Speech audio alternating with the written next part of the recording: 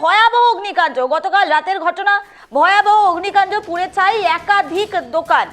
দেখতে পাচ্ছেন সেই দৃশ্য, লক্ষ্মীকান্তপুরের একাধিক দোকান পুড়ে ছাই। গভীর রাতে বিধ্বংসী অগ্নিকাণ্ডের ঘটনা জেনে এলাকায় আতঙ্ক ছড়িয়ে পড়ে। আরো বিস্তারিত জানবো, টেলিফোন লাইনে রয়েছে প্রতিনিধি গোপাল শীল। গোপাল, জানতে চাইবো ঠিক কি কারণে এই অগ্নিকাণ্ড আর এই মুহূর্তে পরিস্থিতি কতটা উদ্বেগজনক রয়েছে? দেখো নিবেদিতা, তোমাকে বলে রাখি, দক্ষিণ চব্বিশ পরগনা জেলার লক্ষ্মীকান্তপুর একটা বড় মার্কেট, কিন্তু সেই মার্কেটে গতকাল রাত্রির থেকে ভয়াবহ আগুন। ইতিমধ্যে প্রায় 10 থেকে 15টি দোকান কিন্তু ভস্মীভূত, সঙ্গে প্রচুর দোকান ক্ষতিগ্রস্ত হয়েছে। কিন্তু কি কারণে আগুন লেগেছে, কেন আগুন লেগেছে বোঝা যায়নি। ঠিক গতকাল 12:30 1টা নাগাদ হঠাৎ করে এলাকার মানুষজন আগুনের লেলিয়ান শিখা দেখতে পায়। চিৎকার চেঁচামেচি করলে স্থানীয় যে মন্দির বাজার থানা রয়েছে সেখানকার আধিকারিকরা সেখানে দৌড়ে আসেন। প্রত্যেকটা প্রশাসন থেকে আরম্ভ করে আগুন নেভাতে তৎপর হয়ে ওঠেন। হাজার হাজার মানুষ বেরিয়ে আসে, কারণ প্রচুর দোকান থাকায়, কারণ আশেপাশের মানুষজন তারা যে যার মতো বালতি থেকে আরম্ভ করে জলের দেবার মতো জিনিসপত্র নিয়ে সেখানে ঘটনাস্থলে আসে।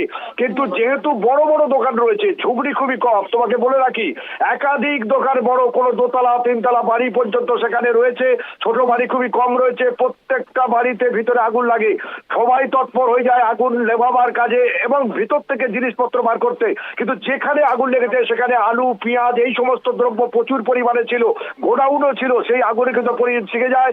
পরবর্তীকালে সেখানে 2টি দমকল আছে ডায়মন্ড হারবার থেকে, ডায়মন্ড থেকে এসে তারা আগুনের কাজে আগুন লাগায়। এখনো পর্যন্ত তুমি বলবো আগুনের লেলিয়ান শিখা সম্পূর্ণ বন্ধ হলেও কিন্তু এখনো পর্যন্ত থেকে দিকে চলছে, সেখানে জল দেওয়ার কাজ চলছে। মানুষ লক্ষ লক্ষ কোটি কোটি টাকা ক্ষতিগ্রস্ত হয়েছে বলে জানা গিয়েছে। নিবেদিতা, বেশ, তোমার থেকে জানতে চাইবো, বঙ্গে একের পর এক অগ্নিকাণ্ডর ঘটনা কিন্তু উঠে আসে, এরই মাঝে লক্ষ্মীকান্তপুর প্রশাসনের পক্ষ থেকে কোনো এই বিষয়ে কোনো হস্তক্ষেপ করার এখনো পর্যন্ত কোনো উদ্যোগ দেখা গেছে?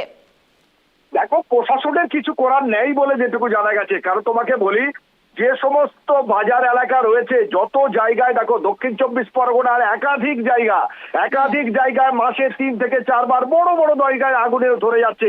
কি কারণে ঢুকছে, অন্তঃকলহ রয়েছে কিনা কিংবা শর্ট সার্কিট কিনা, প্রত্যেকটা ক্ষেত্রে উঠে আসছে শর্ট সার্কিট। কিন্তু প্রকৃত কি শর্ট সার্কিট, প্রকৃত কি তদন্ত হচ্ছে, এটা নিয়ে কিন্তু প্রশ্ন উঠেছে। আর যে এলাকার কথা তোমাকে বলছি সেখানে আগুনের ব্যবস্থায়, আগুন নেভাবার কোনো ব্যবস্থা বা অগ্নি নির্বাপক ব্যবস্থা আছে কিনা সেটা নিয়ে সন্দেহ।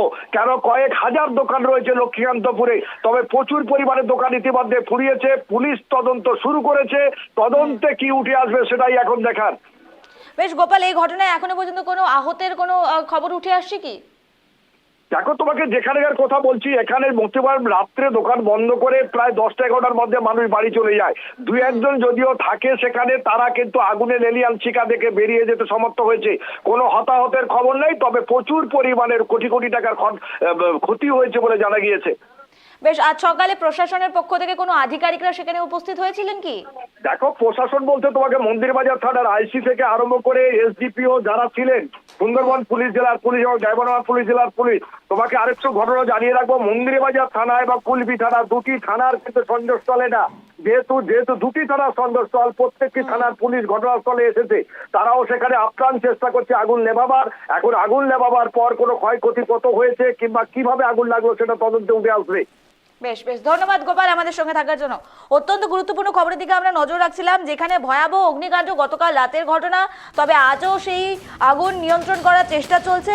যেটি জানা যাচ্ছে প্রচুর পরিমাণে ক্ষয়ক্ষতি হয়েছে, তবে এখনো পর্যন্ত কোনো রকম হতাহতের খবর উঠে আসছে না। ইতিমধ্যে যেটি জানা যাচ্ছে, প্রশাসনের পক্ষ থেকে সাত সকালে সেখানে আধিকারিকরা গিয়েছিলেন এবং এলাকা পরিদর্শনের পাশাপাশি ঠিক কী কারণে এই অগ্নিকাণ্ড পুরো ঘটনায় তদন্ত শুরু হয়েছে।